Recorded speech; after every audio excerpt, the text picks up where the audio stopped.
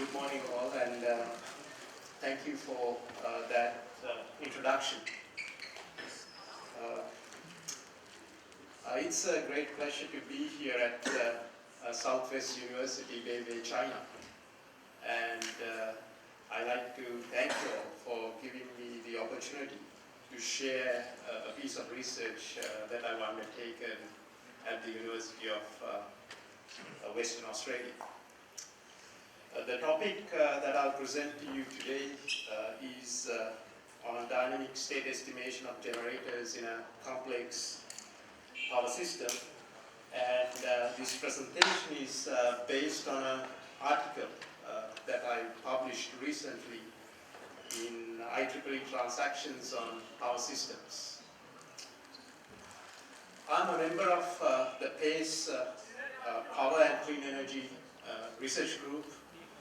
And if you're interested in knowing other research work that I've done in this space of power systems, renewable energy, I would direct you to this website, pace.ee.uwa.edu.au. Further information about the research that I've conducted in this area of power and renewable energy can be found in this website.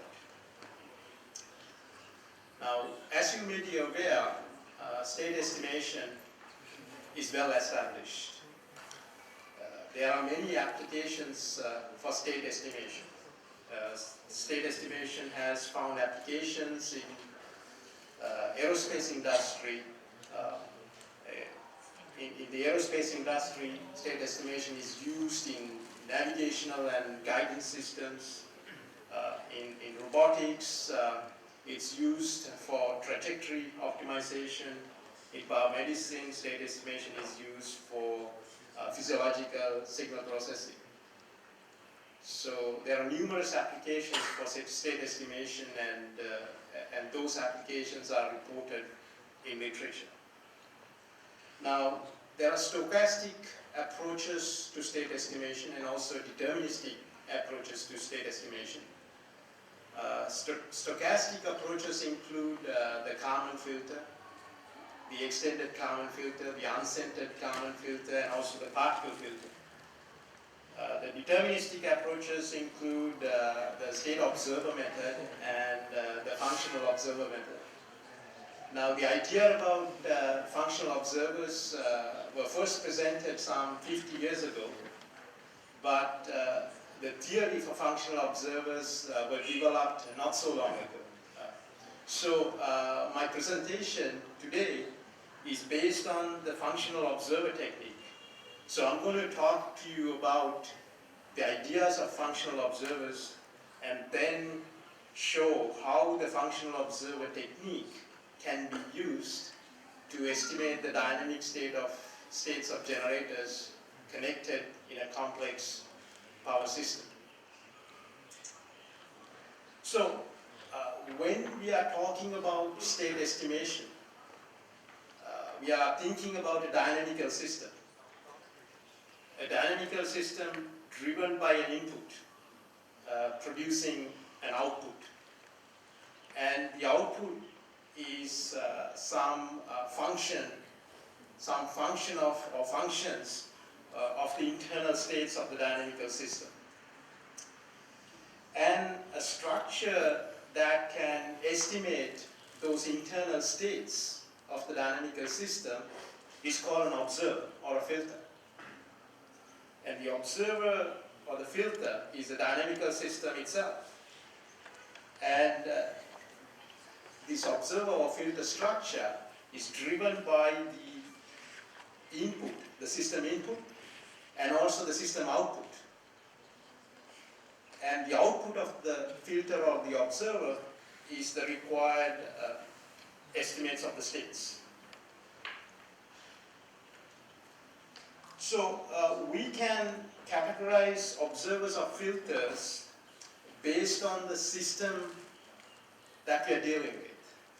And the systems that we are dealing with can be nonlinear or it can be linear.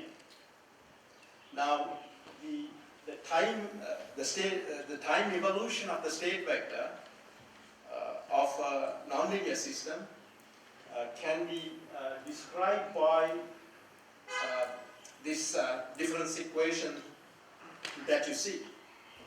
So the next state of a nonlinear system depends on the current state of the nonlinear system, the input, the current input, some nonlinear function, some known nonlinear function f, and also process noise w.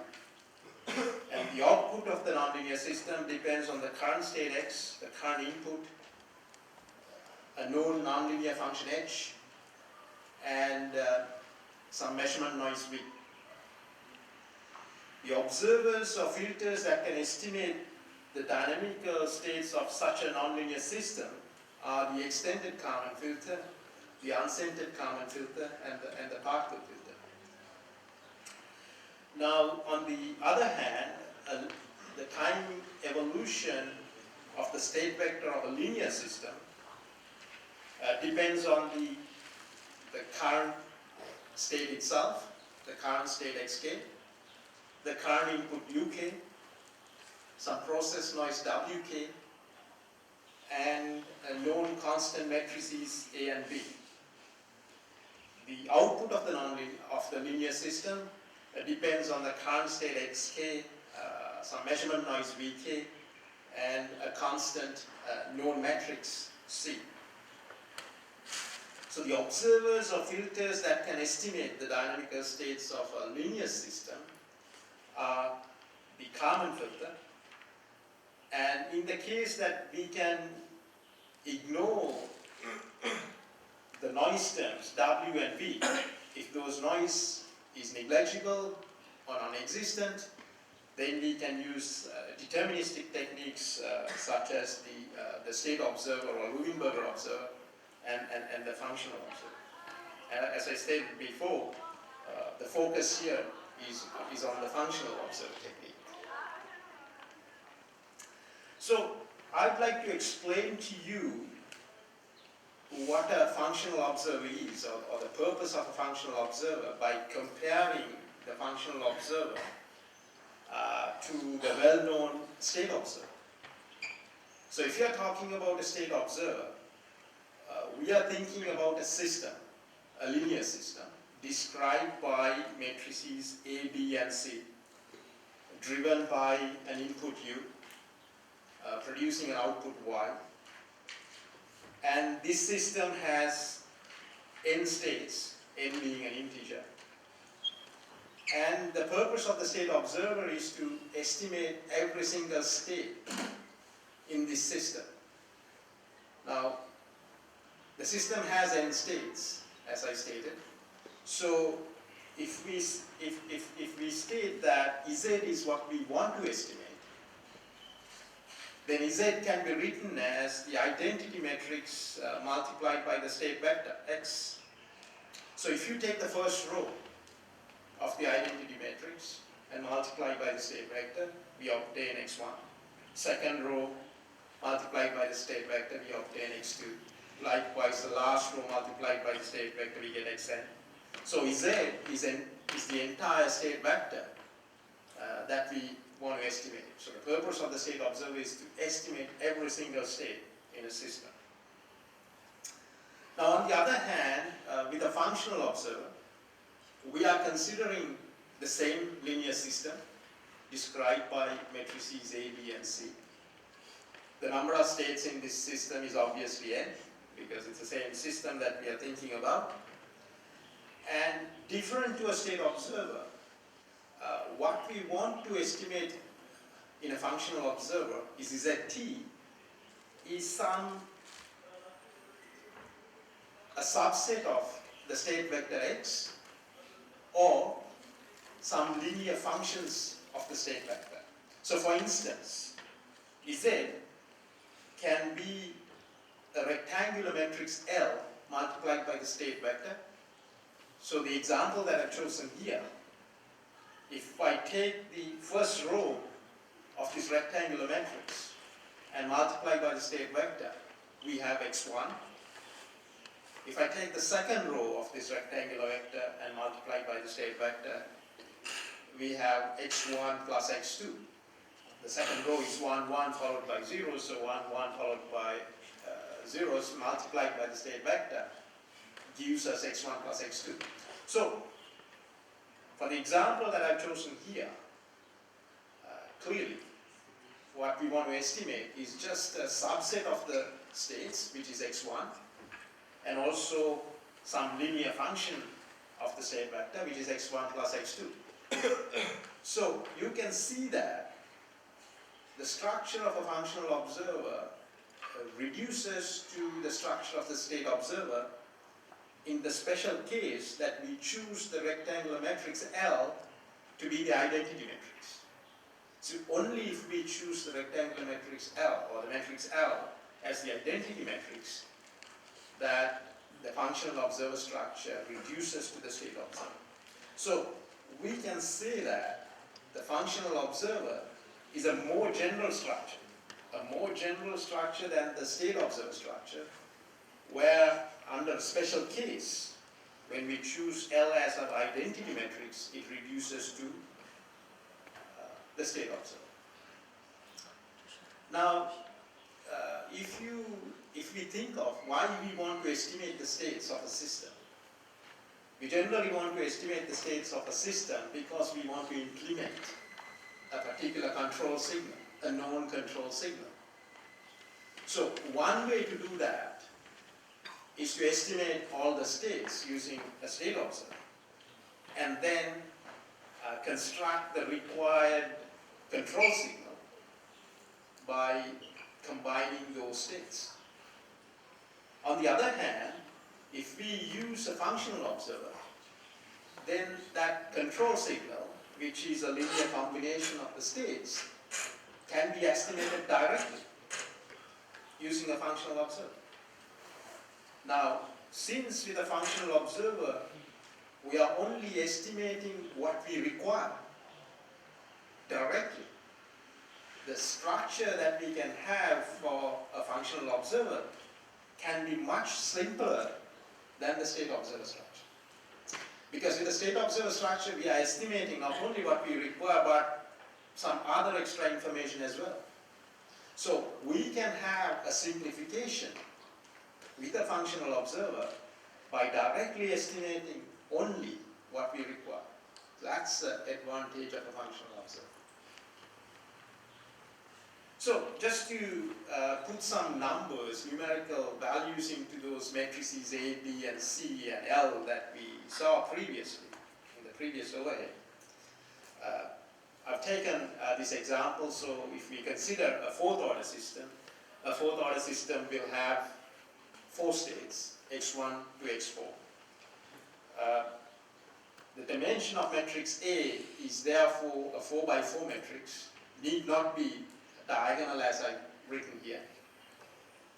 This particular system has 2 inputs, u1 and u2. So matrix B has 2 columns and 4 rows. So the dimension of matrix B is 4 by 2. And the system has 2 outputs, y1 and y2. So matrix C has 2 rows. And the dimension of matrix C is 2 by 4. Now, with a state observer, what we want to estimate, we define it as Z. And we are interested with the state observer, we will be estimating every single state. So it will be a 4 by 4 identity matrix multiplied by the state vector, Z, is what we are attempting to estimate. Now, with a functional observer, for instance, if I state that we just want to estimate x1, and also we want to estimate x1 plus x2, if I specify those functions as what I want to estimate, then we can state that the rectangular matrix L is 1 followed by 3 zeros, because 1 followed by 3 zeros multiplied by the state vector will give me the first function or first state that I want to estimate, which is x1. And the second row of the L matrix is 1, 1 followed by 2 zeros. If I take that row and multiply it by the state vector, I'll get x1 plus x2. So the rectangular matrix L for this particular example consists of 2 rows, and the dimension is 2 by 4 for the matrix L, as opposed to the equivalent identity matrix, which is 4 by 4 for the state observer case.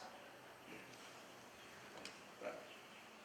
Now, before we actually design an observer, whether it be a state observer or a functional observer, we need to check its existence. We need to see if this particular observer actually exists, because otherwise a design cannot be done. So, for the state observer case, obviously you know this result. We consider the matrix pair AC, matrices A and C, and we test the state observability condition. So we check the rank of the observability matrix on the left-hand side, and we check if that is equal to n, and if the rank of the observability matrix is n, then we can say that the state observability condition is satisfied, and a state observer can be designed. Now, with the existence of a functional observer, we need to consider a triple. We need to consider matrix A, matrix C, and matrix L. We need to consider the triple. And we need to check if the rank on the left-hand side, which is the observability matrix itself, if the rank on the left-hand side, which can be constructed based on matrices C and A, is equal to the rank on the right-hand side, which can be constructed based on matrices A, C, and L. Right? So, I want to highlight an important point here. The point is that if you choose matrix L to be the identity matrix, then clearly the rank of the matrix on the right-hand side of this equation, right? This matrix here, if I choose L to be the identity matrix, now clearly the rank is n, because that matrix has n columns, and if I choose L to be the identity matrix, the rank is clearly n. So the functional observability condition, which is on the right, reduces to the state observability condition, which is on the left, in the special case that matrix L is an identity matrix. So it goes to show that the functional observer structure and also the functional observer existence conditions are more general than the state observer existence conditions and its structure. So, I mean, this functional observability is an idea that I introduced, and also these conditions I've proven, and if you want to look at the details of those conditions, further details, you can read those 2 articles which are available.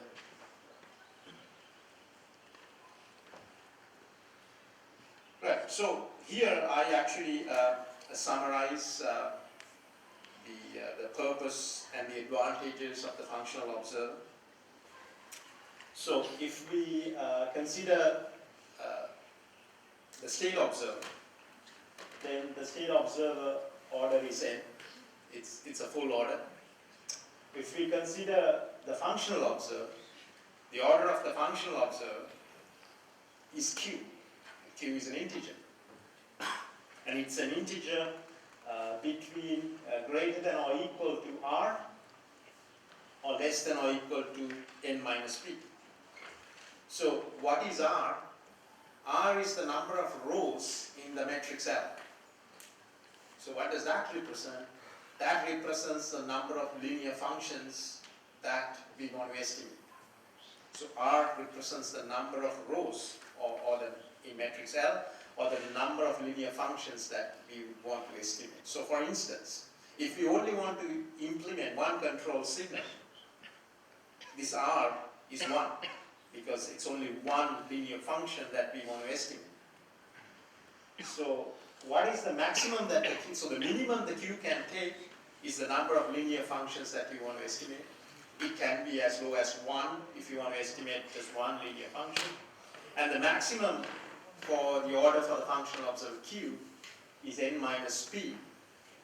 What is n? N is the order of the system. What is Q? What is p? P is the number of outputs of the system.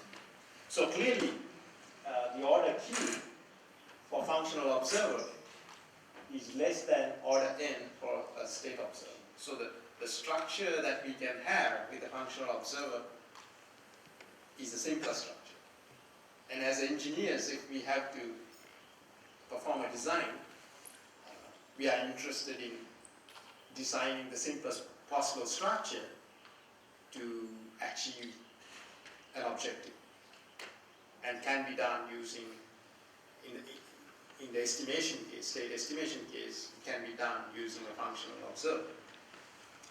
So what are the advantages of a functional observer? A functional observer theory allows us to unify various observer theories.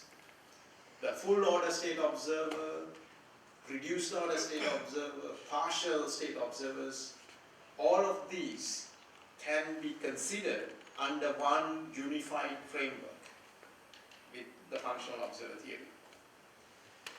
And with the functional observer theory, we can design the simplest possible structure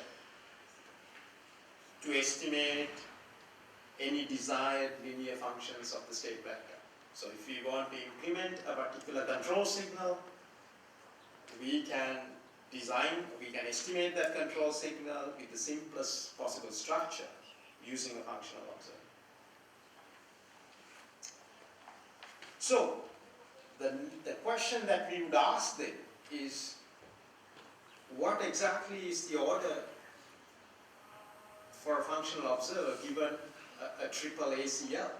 So if you're given matrices A, matrices C, and matrix L, given those three matrices, given the triple, what is the simplest possible structure that we can have? Now, designing a simple structure for a functional observer has to do with the minimum number of linearly combined outputs required to achieve functional observability. Functional observability is the existence condition that I showed for the functional observer.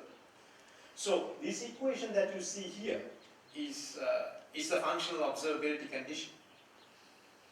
And the only unknown in this equation is the value k. And value k, therefore, can be determined, or the minimum value k that will satisfy this functional observability condition can be found, since every other parameter or matrix in that equation is known. So the equation is the functional observability condition. K is an integer. K represents the outputs, the number of outputs required to achieve functional observability. And since K is the only unknown, we can find the minimum K that will satisfy this functional observability condition.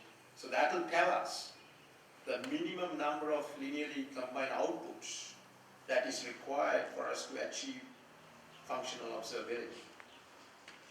And let's say it is K, and that can be found.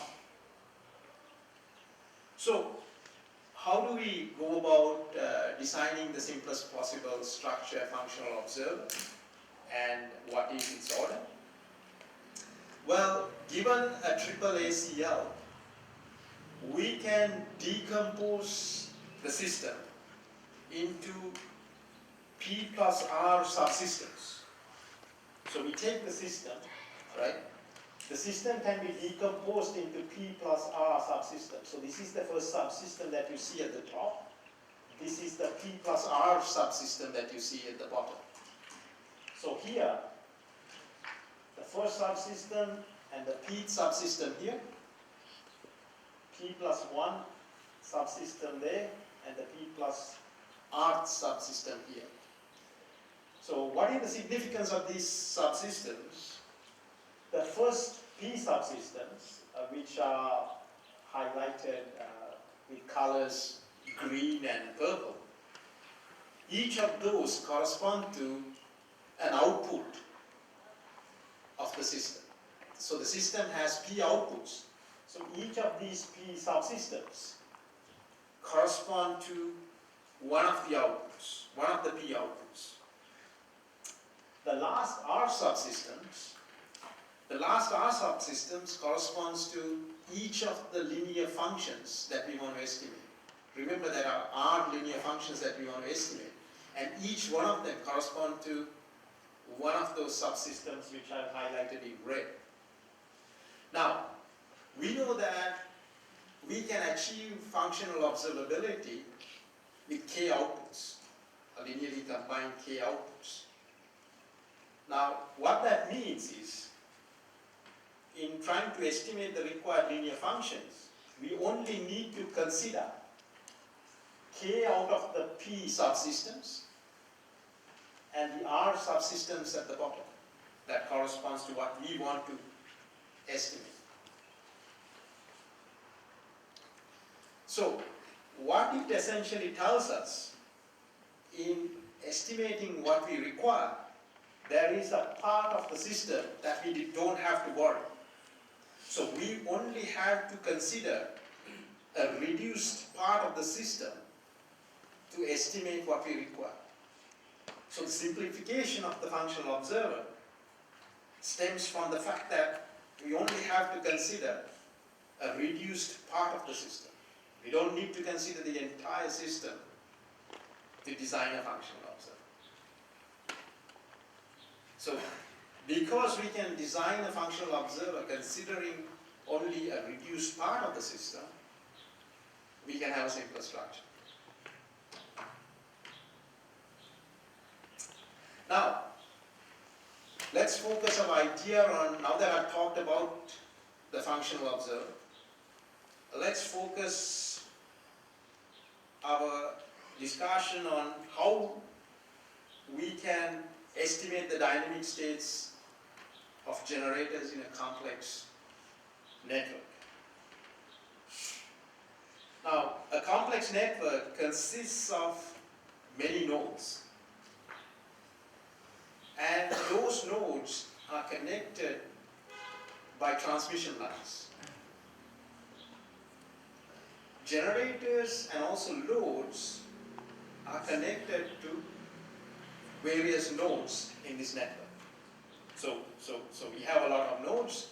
The nodes are connected by transmission lines, and we have generators, we have loads, and the generators and the loads are connected to various nodes in this network. Now, we know that the transmission lines can be modeled using capacitors, inductors, and resistors. So we can say that these transmission lines have their own dynamics because they can be modeled using capacitors and inductors. Now the loads may have their own dynamics, and obviously the generators have its own dynamics. The dynamics of the generators can be described by difference equations. Now the behavior of the generators can also be described using an equivalent circuit model. So these generators, inductors, and transmission lines are all interconnected in a complex network. So the question is, how do we take into account all of the above in an estimation problem? Because we have dynamical equations describing the behavior of generators, We have an equivalent circuit model describing its behavior. We have dynamics for loads. We have dynamics for transmission lines. They are all interconnected. How can we incorporate all this in performing a state estimation? Is a question that we'd like to answer. So what we see here is an example of a complex power system. So this is the standard IEEE 39 bus 10 generator test system. And we can see the 10 generators marked G1 to G10. And this whole network is divided into 3 areas, area 1, area 2, area 3. Now, we can see the various nodes of this complex power system. The nodes are the bus bars, which are marked by the solid lines. So those solid lines where all the generators connect to, and the other solid lines that we see here in this diagram, all these solid lines, this one, and so on. They are the nodes, which are also called bus bars. And we can see all these bus bars, they are connected through transmission lines, which are these lines which connect the various nodes of the bus bars. We also observe transformers along some transmission lines. And the loads are represented by the arrow lines with an arrow at the end. So they are the loads. Now, this picture here is an alternative view of the same complex power system that we saw in the previous overview. So we have the transmission network in the middle. To the right, we have various loads connecting it to the nodes of this network, transmission network. To the left, we have generators. Those generators connect to various nodes in the transmission network. So we consider this entire system, which consists of generators, transmission network, and the loads, and we subdivide this entire network using this red dotted line that you see in the center. So to the left of the red dotted line, we have a subsystem which has slower dynamics. To the right of this red dotted line, we have a subsystem which has faster dynamics. Why so? Because the generators consist of mechanical components which rotate. And those mechanical components which rotate takes time to respond. Compared to the subsystem on the right of the red dotted line, which is an electrical network, and the voltages and currents can change much faster than rotating mechanical components. So what we have here is 2 subsystems making up the entire system. Subsystem on the left having slower dynamics, and the subsystem on the right having faster dynamics. So what does that mean? We can describe this entire system using difference equations and also algebraic equations. We can use algebraic equations to represent subsystem which has faster dynamics. We can use difference equations to represent the subsystem which has slower dynamics. Right? And those algebraic equations can be written based on fundamental circuit equations. Right? And the difference equations are the difference equations which correspond to the generators. And this simplification actually allows us to study the behavior of generators in a decentralized way. We can regard the voltages and currents where this generator connects to in the network as the input and the outputs that drive the generators. Because the subsystem on the right the signals on the of the subsystem on the right changes quite rapidly. So we can regard the voltage at the terminal of the generator as the driving input of the generator.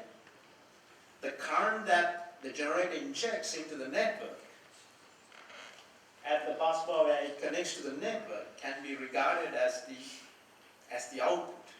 And we can study individual generators in a decentralized way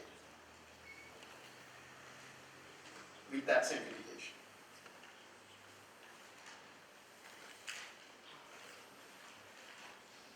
So let's look more detail. Let's look further into how we can simulate the behavior of generators connected in this complex network.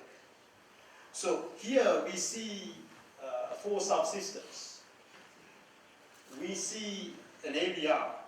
The purpose of the AVR is the automatic voltage regulator, is to maintain the output of the synchronous generator, output voltage of the synchronous generator constant. We have a governor here. What is the purpose of the governor? The governor valve can open and close to allow more or less steam into a turbine. Thereby, the mechanical output of the turbine can be controlled using the governor valve by regulating the amount of steam that flows through into the turbine.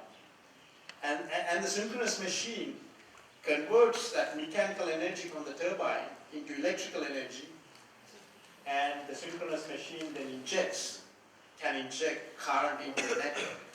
So here in this diagram I haven't shown the rest of the network. So this is the bus bar where the synchronous generator connects to, and to the right of this bus bar is the rest of the network.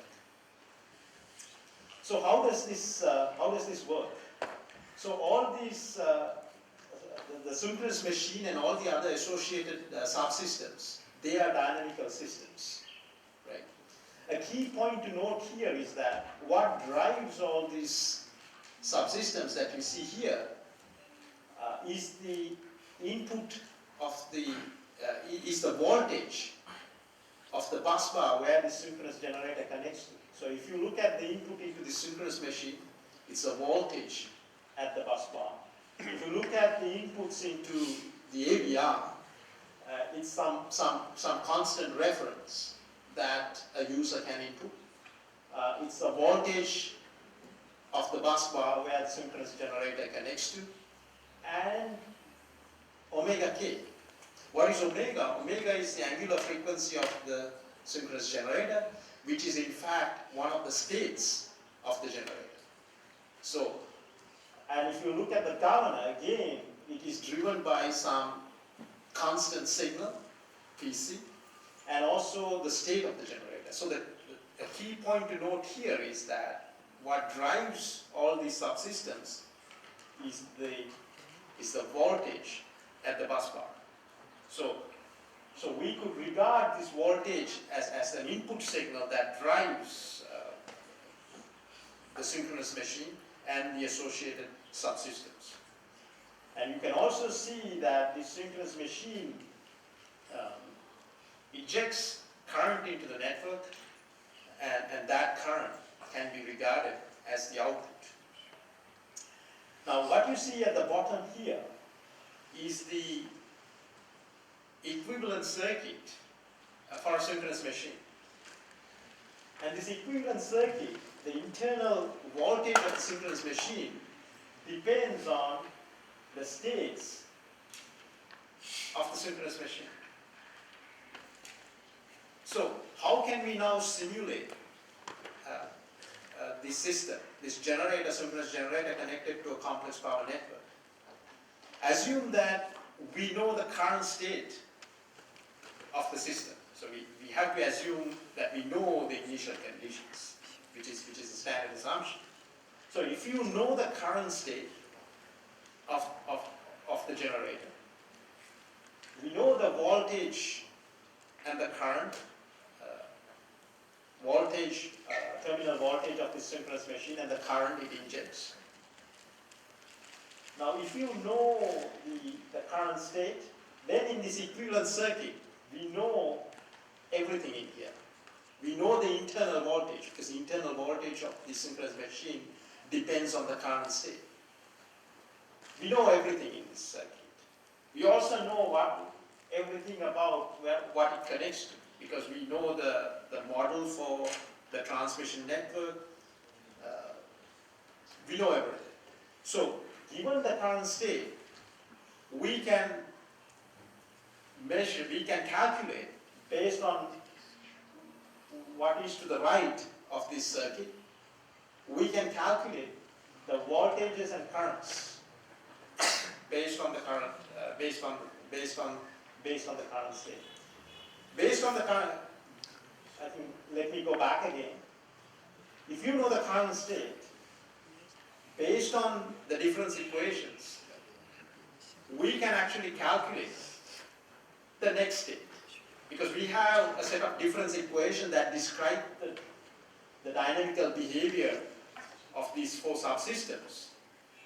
Based on the difference equations, knowing the current state, we can actually calculate the value of the next state, the value of the state in the next iteration. And the value of the state in the next iteration tells us, for that particular time period, we know the internal voltage, and considering fundamental circuit equations, we can determine the voltage and current at the bus bar for the subsequent iteration, for that iteration. And the voltages and currents in that iteration can then again determine the state for the subsequent iteration, the one after that. So through an iterative process, we can determine the state of the synchronous machine and the associated subsystems, and the voltages and currents at each and every iteration can be determined. So,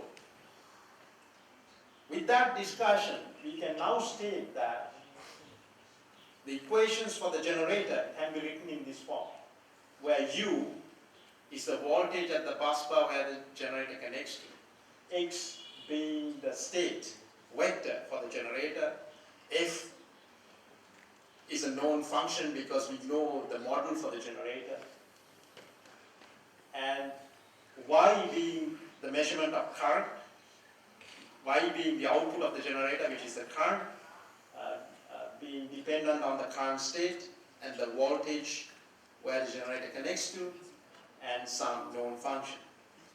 So, and the key to note here is that this input signal U, which is the voltage at the bus bar where the generator connects to, and the output Y for the synchronous machine, which is the current which it injects into the network, can be measured using phasor measurement units. So we can place two measurement devices, phasor measurement units. We can measure the voltages, we can measure the currents, and the voltage serves as the input into the system, current serves as the output of the system, and the voltage and current becomes the driving signal of our state estimator. If you recall from the first slide, we have a system input, we have a system output. We need to make those measurements, and those two measurements are the driving signals of our state estimator, which we have. So we can design a state estimator based on any of the tools that are available, including the functional observer that I discussed. And the output of that state estimator is obviously the estimated states can be the estimated states of the generator. Now, one more thing has to be said. If we are going to use functional observer as the estimation tool, then obviously we need to linearize this nonlinear system about a particular operating point. And if we linearize, then this nonlinear system reduces to a linear form with some known matrices A, B, and C, right? And the key point here is that what drives an estimator, which is the system input U and the system output Y, which happens to be a voltage signal and a current signal, can be measured by placing phasor measurement units at the bus bar where the generator is connected. So here I show that how a functional observer can be used to implement a control signal. Now we know that in the network, if there is a load disturbance, if the power demand increases or decreases, then that can have an impact on the frequency of the signals, electrical signals. So suppose that there is a disturbance in the electrical network, then that frequency deviation can be controlled by increasing or decreasing the mechanical power output from the turbine. So we can send a control signal to the governor valve to either open or close based on whether we want to increase or decrease the mechanical output of a turbine to keep the frequency of the electrical signals at a desired value, for instance 50 Hertz. So here is something that we can do with the functional observer. So we make the measurements at the bus bar where the generator is connected. We measure the voltage signal, right, which serves as an input into our estimation tool, which is the functional observer. We also measure the current. The current can be measured using a phasor measurement device. So those two are what serves as the input to the functional observer. And of course, we also want to minimize, not only we want to control the frequency, we also want to maintain the tie line power that flows between areas at zero in the presence of disturbances. So that signal can be fed into the functional observer as well. And the functional observer then will implement some desired control signal based on the estimates of the states of the generator. And that control signal will be fed into a governor valve to open or close to regulate the amount of mechanical power output of the turbine. So here are two case studies that we performed. At 3 bus bars, we increased the active power consumption.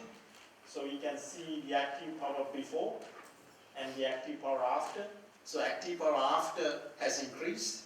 So increase in active power at those bus bars will cause a reduction in the signal frequency. So the purpose of the functional observer in this case would be to bring back the frequency to the nominal value. In case 2, we decrease the amount of active power consumption. So we can see the before active power is 234, after it's a lesser value. Same with the other bus bars, before is a bigger value and after is a lesser value. So since the active power consumption is reduced, we can expect the frequency to increase, and the purpose of the functional observer would then be to bring it back to normality again. So if you look at these simulation results, the solid red line is the functional observer-based control system.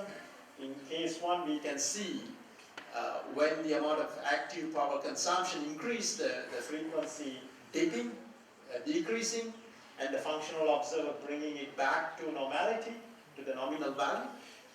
And comparing with the functional observer-based control with the state observer-based control, you can see the performance of the functional observer-based controller is comparable or similar to the state observer-based controller, but the functional observer-based controller has the advantage of having a much simpler structure than the state observer-based control strategy. And obviously we can also see that the performance of both the functional observer and the state observer is better than the conventional PI technique, because with the functional observer and the state observer techniques, we have the controller has a lot more information than what is available for a PI controller. So that result is also expected. And the same can be said about case 2. Case 2, which is this case here. The frequency when the active power consumption is reduced, the frequency actually increases above the nominal value of 1, but the functional observer-based control strategy brings it back to the nominal value, and the performance of it is comparable to the state observer method, with functional observer having a much simpler structure, and of course functional observer-based strategy being superior to conventional the PI techniques. So I think I will leave this discussion at this point, and I'll be happy to answer any questions that you may have. And if you are interested in knowing more about the dynamic state estimations of power systems, there's a few papers that are written on that, which you can find in IEEE Explore. And also, if you are interested in learning more about functional observers, again, I've written a couple of articles and a book which you can look.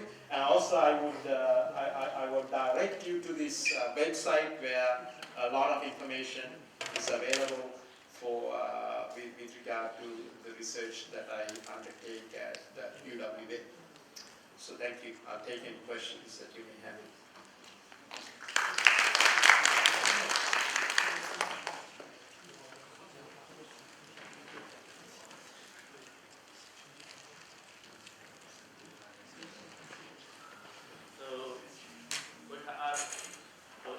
Questions to Professor Fernando about everything. Yes, I have a question. Did your theory apply? Did your theory functional observers apply in any applications? Any applications? Yeah. All right. Have this, the question is, have I applied this in a real system? Not yet. So I worked on the theory, developing the existence conditions, and also how to go about designing the functional observer. So what I presented to you here is actually a theoretical study. Yeah, it is a theoretical study. Yeah, I think that will be, what you're suggesting would be quite a good idea, interesting idea, because the functional observer theory need not be applied in power systems alone. It can be applied in any other control system. So to be able to apply in a practical situation would be quite an interesting project to do. I certainly agree with that. And that is something that I would like to see happen, I would like to do, I would like to see happen by some others. So, because it clearly has an advantage, so to demonstrate that in a laboratory setting would be quite interesting. Your plan to build such a kind of demonstration? Yeah. Not difficult, yeah. So I suggest our students can participate in this demonstration. Research. Yes, certainly. And I mean, if you want to take up some projects, I would certainly like to participate. I would certainly like to give any advice if possible. And I would certainly like to know the outcome of the results that you might get. I certainly think this is a very interesting area. It can demonstrate, you can make some comparisons with some well-known techniques. And if the advantages can be demonstrated in the laboratory setting, I think it will be quite interesting. Thank you for that. Thank you for that comment.